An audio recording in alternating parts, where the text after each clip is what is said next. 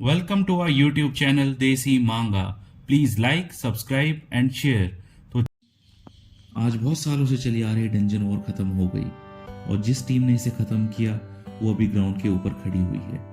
हजारों मास्टर्स जिन्होंने वॉर हारने के बाद अपने कैदियों को रिलीज करना स्टार्ट किया, उनमें कुछ छोटे बच्चे हैं जो डंजन में पैदा हुए मगर उनकी माँ की मरने की वजह से उन्हें मॉन्स्टर मिल्क के साथ बड़ा किया गया।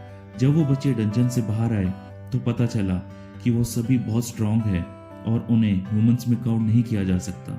तब से उनका नाम डंजन बेबी पड़ गया। तभी कुछ गार्ड्स देखते हैं कि लास्ट में एक बहुत टाइम के बाद एक छोटा बच्चा बाहर आया जो अपनी पावर्स को कंट्रोल नहीं कर पा रहा है। उसे देखकर गार्ड बोलते हैं कि डरो मत, अब सब ठीक है। कुछ सालों बाद वो बच्चा बड़ा हो चुका है।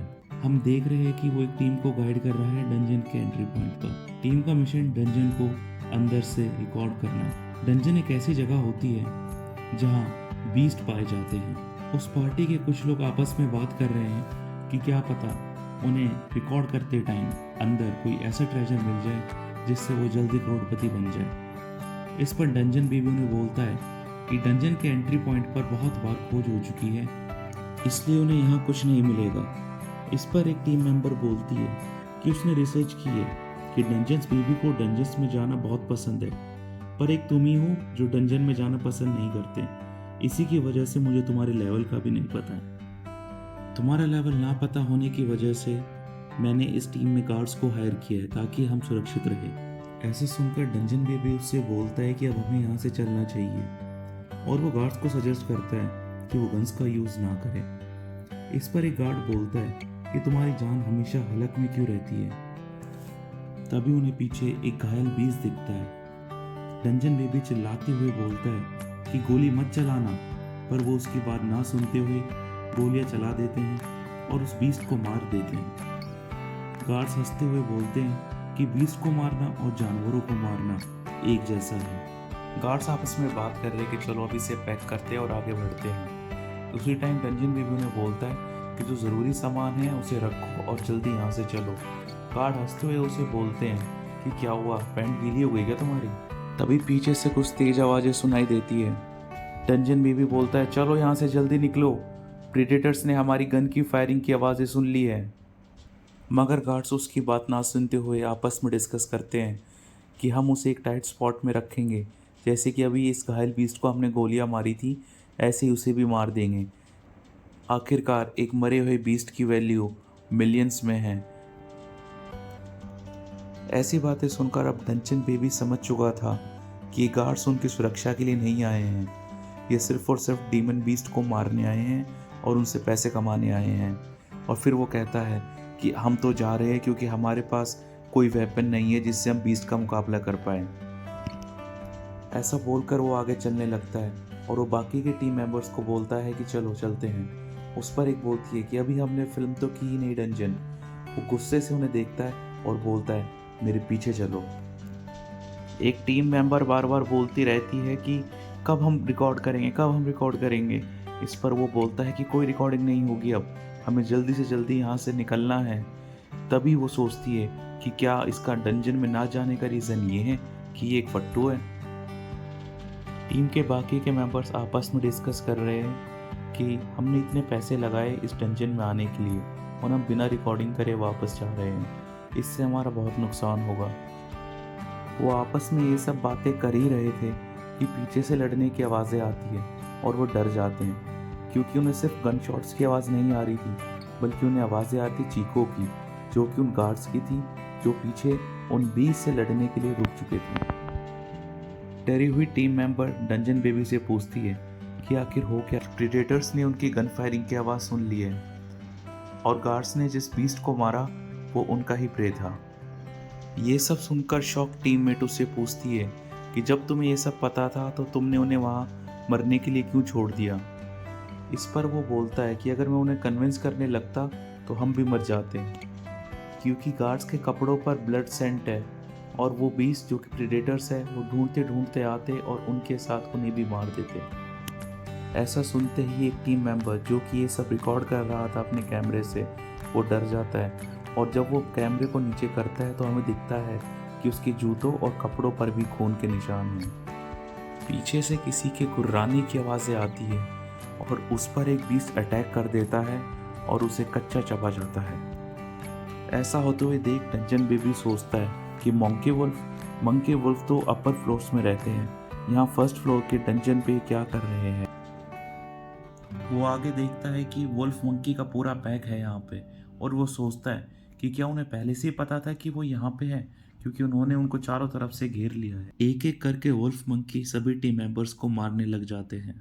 जैसे ही वुल्फ मंकी लड़की को खाने वाला होता है, तभी डंजन बेबी आगे भागते हुए लड़की के बैग से नाइफ निकालकर अपनी स्किल वीकनेस डिटेक्शन का यूज़ करके आसानी से उस वुल्फ मंकी को मार देता है। मगर तभी एक और वुल्फ मंकी पीछे से लड़की को मारने की कोशिश करता है। तब डंजन बेबी अपना नाइफ दूर से थ्रो करके उसे भी ईजिली मार देता है। फिर वो लड़की को कंधे पर उठाकर वहाँ से भागने लग जाता है। जब वो एक सेफ प्लेस पहुँच जाते हैं, तब वो लड़की रोते हुए पूछती है कि जब तुम इतने स्ट्रांग हो, फिर क्यों तुमने बाकी सबको मरने दिया।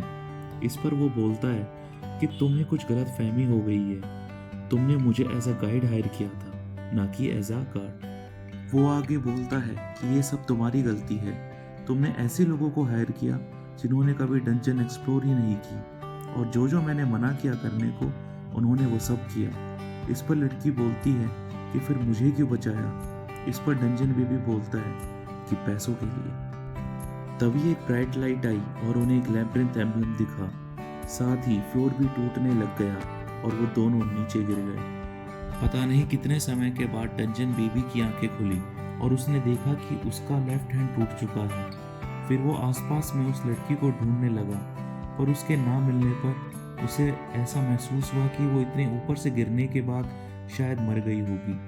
फिर वो नोटिस करता है कि वो एकदम लैब्रिंथ सिंबल के सामने है, और वो समझ चुका था कि अब वो लैब्रिंथ के बीचों बीच खड़ा है। लैब्रिंथ का सिंबल, जो कि असल में एक सांप का सिंबल है, वो ग्लो करना स्टार्ट कर देता है और सांप जिंदा होकर उसके हाथों पर डस लेता है।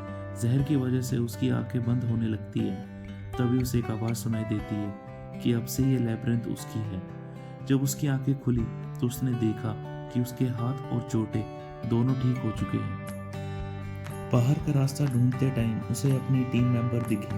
वो भागकर उसके पास गया और पाया कि वो अभी जिंदा थी, पर ज़्यादा चोटें लगने की वजह से उसके मुंह से खून आ रहा था। उसे उठाकर वो जल्दी से जल्दी हॉस्पिटल ले जाने की कोशिश करने लगता है। कुछ समय बाद हम देखते हैं कि एमसी घर में है, जहाँ उसकी बहन उसके पास आकर बोलती है कि भाई किम, मुझे नहीं चाहिए ये पैसे।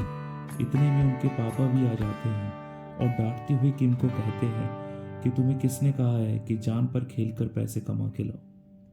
फिर वो अपनी बेटी को बोलते हैं कि ये पैसे इसे वापस कर दो, और फिर वो जाते जाते किम को कहते हैं कि किम, तुम इस फैमिली का एक हिस्सा हो और ऐसा कोई भी काम मत करो जिससे हम अपसेट हो। फिर हमें पता चलता है कि बहुत से लोगों ने सिर्फ पैसों के लिए डंजन्स बेबी को अडॉप्ट किया, और अडॉप्ट करने के बाद उनके ऊपर बहुत से अत्याचार भी किए, जिसकी वजह से उन बच्चों ने अपने अडॉप्टिव पेरेंट्स को मार दिया। मगर किम को एक रियल फैमिली ने अडॉप्ट किया। फिर वो जैसे ही अपने रूम में गया और उसने अपनी स्लीव ऊपर की, उसने देखा कि जहाँ पे उस सांप ने उसे डसा था वहाँ पे अब एक मार्क आ चुका है। और जैसे ही किम उसे टच करता है, तभी एक मेन्यू जिसका नाम है नागाज लैब्रिंथ शो हो जाता है। ना जानते हुए कि नागा मेन्यू क्या है, किम इंटरनेट पर सर्च करने लग जाता है। उसे पता लगता है कि ये गेम के मेन्यू की तरह है, और अब वो समझ चुका है कि जहाँ सांप ने उसे डसा था वही नागा लैब्रिंथ है, और अब वो सोच रहा है कि क्या अब वो वहाँ का मालिक है। फिर उसे एक आइकन दिखता है नागा मेन्यू पर, और जैसे ही वहाँ क्लिक करता है, स्पेस में दरार आने लग गई और वो लैब्रिंथ में फिर से ट्रांसपोर्ट हो गया। किम को वही सांप दोबारा दिखा जिसने किम को पहले डसा था। कहीं वो सांप उसे दोबारा न डस ले, इसी डर से किम जल्दी से अपनी जैकेट उतारकर उसको बांध देता है। जब ही सांप की आवाज़ उसको आती है, 18,230 स्नेक रिलीजर, तुम वो हो जो अंडरग्राउंड नागा थ्रोन पर बैठोगे। आगे सांप बोलता है कि वैसे तो तुम इस गद्दी पर बैठने के लायक नहीं हो, पर अभी इस हालत में मेरे पास और कोई ऑप्शन भी नहीं है। इस पर किम पूछता है कि क्या तुम यहाँ के मास्टर हो। वो साफ उसे इग्नोर करते हुए बेस्ट ऑफ लक बोलकर चुप हो जाता है। किम गुस्से में चिल्लाता है कि मजाक मत करो, मुझे लैब्रिंथ से सख्त नफरत है। तभी उसे अपनी बहन की आवाज आती है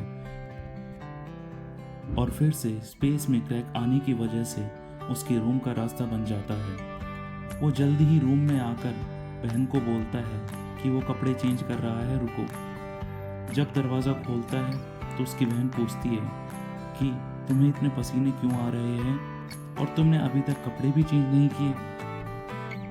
जब किम की बहन ने दरवाजे से रूम के अंदर देखा तो वो खुश होकर बोली कि भाई क्या तुम लाइव गेम स्ट्रीम देख रहे हो। वो इतनी खुश इसलिए थी क्योंकि बचपन से ही उसके भाई की कोई हॉबी नहीं रही, बस किम अकेले ही अपने रूम में बंद रहता था। पर किम की बहन ये नहीं जानती थी कि वो रूम में बंद इसलिए था क्योंकि वो लैब्रिंथ की उन यादों को भुलाना चाहता था। बहन किम से माफ़ी मांगते हुए बोलती है कि भाई मुझे पता नहीं था कि पैसों की वजह से तुम्हें डंजन वापसी जाना पड़ेगा।